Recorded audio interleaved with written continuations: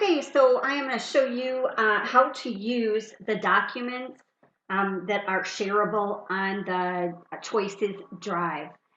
So everybody's Drive menu is going to look a little bit different, but when you sign into Google, perhaps in Gmail, you have a link, or up here you'll see links for the Google apps. At any rate, so you're going to choose Drive. When you get to your Drive, you'll see some probably recent documents up here, and then you'll see your drive, documents in your drive, and then you may need to go to shared with me to see documents that have been shared with you, and probably the choices documents that you need to have access to will be in this menu. However, because I'm me and I created them, they're located in my drive. So just, keep in mind, you'll be looking at the shared with me.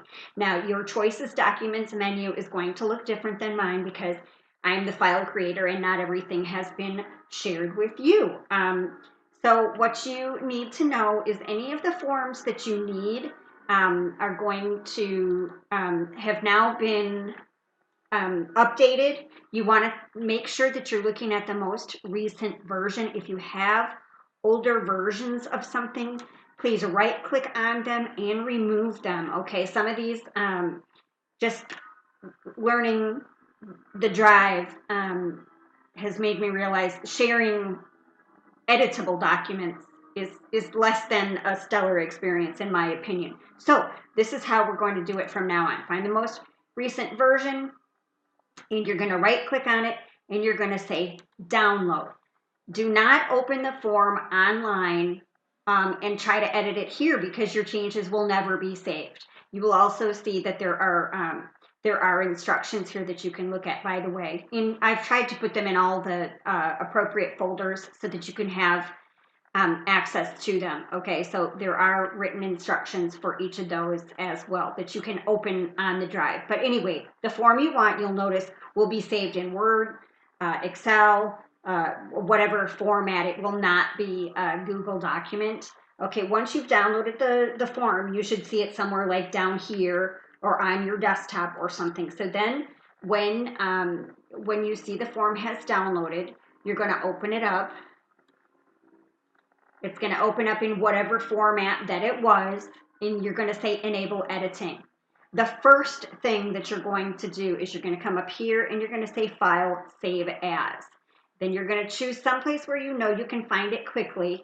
I'm going to choose my desktop, and I'm going to call it Client Incident Report, and all I'm going to do is select that backspace, whatever, delete it, and I'm going to say client name here, client first, client last, and I'm going to put the date of the incident. Let's say that it happened on February 1st. And I don't care about your date format as long as I know the date that it happened. You can have 2/1/19. I don't care. Do whatever you want. But I want the client's first and last name. All right, and now I'm going to save it.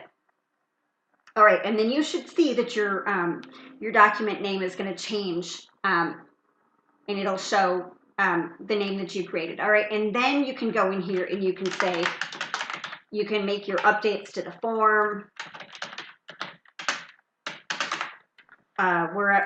whatever you have. All right, and so let's say that we filled out this entire form and now we're ready to be done. So you're going to come up here and you're going to do file, save. Now you've already renamed it, so you don't need to rename it again.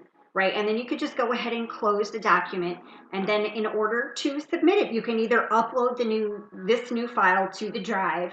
I don't recommend that because it's not going to land in the correct folder, probably. It's going to clutter up the drive.